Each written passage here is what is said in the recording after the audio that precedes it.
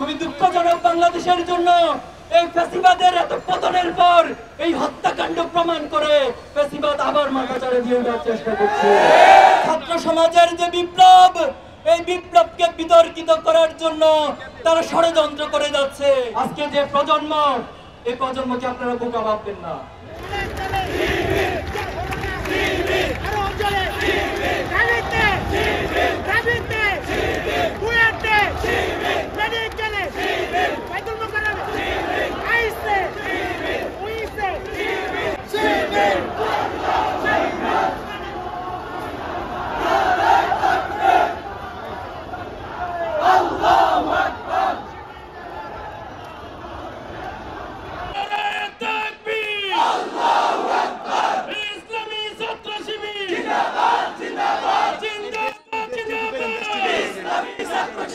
সংগ্রামী উপস্থিতি, আজকে যে এই জায়গায় আমরা দাঁড়িয়ে আছি 2006 সালের 28 অক্টোবরে লগি বৈঠার তাণ্ডবের মধ্য দিয়ে সারা পৃথিবীবাসীকে দেখিয়ে দেখিয়ে মানুষ হত্যা করে খুনি হাসিনা বাংলাদেশের ফ্যাসিবাদের সূত্রপাত ঘটিয়েছিল। সেই ধারার অব্যাহত রেখে বিডিআর হত্যাকাণ্ড, শাপলা চত্বরে আলেম ওলামাদের উপর হত্যাকাণ্ড, জামাত নেতৃবৃন্দের হত্যাকাণ্ড, সকল দেশপ্রেমিক হত্যাকাণ্ডের মধ্য দিয়ে খুনি হাসিনা তার ফ্যাসিবাদকে কায়েম রেখেছিল। একজন ব্যক্তি এবং একজন পরিবারের কাছে সারা বাংলাদেশের মানুষকে জিম্মি করে রেখেছিল। কিন্তু 24 জুলাই আগস্টের বিপ্লবে ছাত্র জনতার রাজপথে নেমে এসে তারা তাদের বুকের তাজা রক্ত ঢেলে দিয়ে বাংলাদেশকে ফ্যাসিবাদ মুক্ত করেছে। আমরা ফেরাউন দেখিনি, ফেরাউনের গল্প শুনেছি। আমরা নমরুদ দেখিনি, নমরুদের গল্প শুনেছি। আমরা হিটলার দেখিনি, হিটলারের ইতিহাস পড়েছি। কিন্তু এই প্রজন্ম খুনি হাসিনাকে দেখেছে। এই প্রজন্ম খুনি হাসিনা ফ্যাসিস্ট দোসরদেরকে দেখেছে।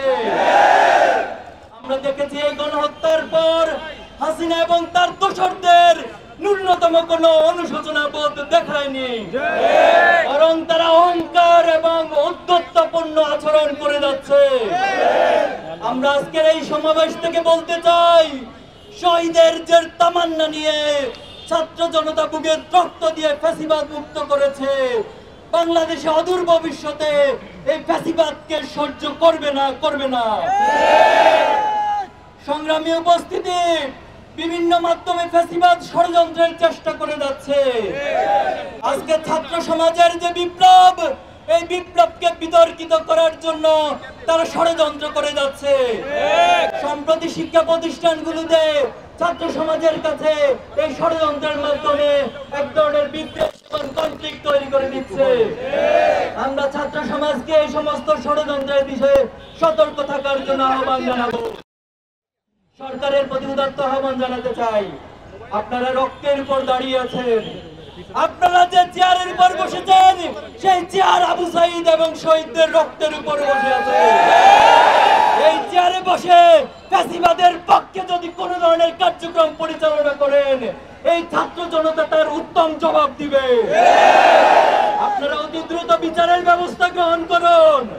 বিচারের ধীরগতি লক্ষ্য করছি আমরা। সেই সাথে মামলা বাণিজ্যের মধ্য দিয়ে এক ধরনের দোষর নব্য ফ্যাসিস্ট আসামিদেরকে জামিন দেওয়ার তথ্য আমরা পেয়েছি। আমরা আবারও বলছি, ছাত্র জনতা কোনোভাবে বসে থাকবে না এই সমস্ত কার্যক্রম থেকে। সংগ্রামী উপস্থিতি, আজকে যে প্রজন্ম, এই প্রজন্মকে আপনারা বোকা ভাববেন না। আমাদের ইসলামী ছাত্র শিবিরকে আদর্শ দিয়ে মোকাবেলা না করে বারবার চেতনার কাঠ দিয়ে মোকাবেলা করার চেষ্টা করা হচ্ছে। আমাদের প্রথম কেন্দ্রীয় সভাপতি শহীদ মীর কাসিম আলী ভাইকে, বাংলাদেশের এই রত্নকে তারা ফাঁসি দিয়ে বিচারিক হত্যাকাণ্ড ঘটিয়েছে। এই প্রজন্ম সেদিন বোবা কান্নার মাধ্যমে সেটাকে সহ্য করেছে, কিন্তু আজকের প্রজন্ম আর এই সমস্ত চেতনার কাঠকে সহ্য করবে না। আমাদের বুকে, আমাদের ধমনীতে শহীদদের রক্ত বিরাজমান। আমরা শহীদ আবু সাইদকে নিজেদের মধ্যে অন করে, আমরা সকল শহীদদেরকে নিজেদের মধ্যে অনুভব করে, এই শহীদের রক্তের অনুভব করে যে প্রজন্ম, তাদের সাথে গাদ্দারি করতে কখনো কেউ সাহস করবেন না। সম্প্রতি গতকাল একটি হত্যাকাণ্ড ঘটেছে, খুবই দুঃখজনক বাংলাদেশের জন্য। এই ফ্যাসিবাদের এত পতনের পর এই হত্যাকাণ্ড প্রমাণ করে ফ্যাসিবাদ আবার মাথাচাড়া দিয়ে ওঠার চেষ্টা করছে। সংগ্রামী ছাত্র জনতা, আমরা আগামীর বাংলাদেশকে গড়তে চাই, আমরা এই বাংলাদেশকে একটি সমৃদ্ধ বাংলাদেশ হিসেবে গড়তে চাই। এই প্রজন্ম তারা সততা, দক্ষতা, দেশপ্রেমের মধ্য দিয়ে বাংলাদেশকে গড়তে চায়।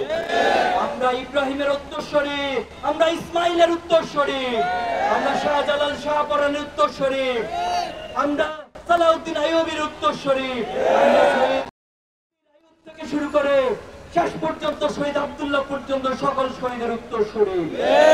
আমরা বলতে চাই, আগামী দিনের যে বাংলাদেশে যারা নেতৃত্ব দিবেন, বাংলাদেশকে যারা, আগামী দিনের বাংলাদেশ হবে সততার বাংলাদেশ, আগামী দিনের বাংলাদেশ হবে দক্ষতার বাংলাদেশ, আগামী দিনের বাংলাদেশ হবে শহীদ প্রজন্মের বাংলাদেশ, আগামী দিনের বাংলাদেশ হবে দেশপ্রেমিকদের বাংলাদেশ।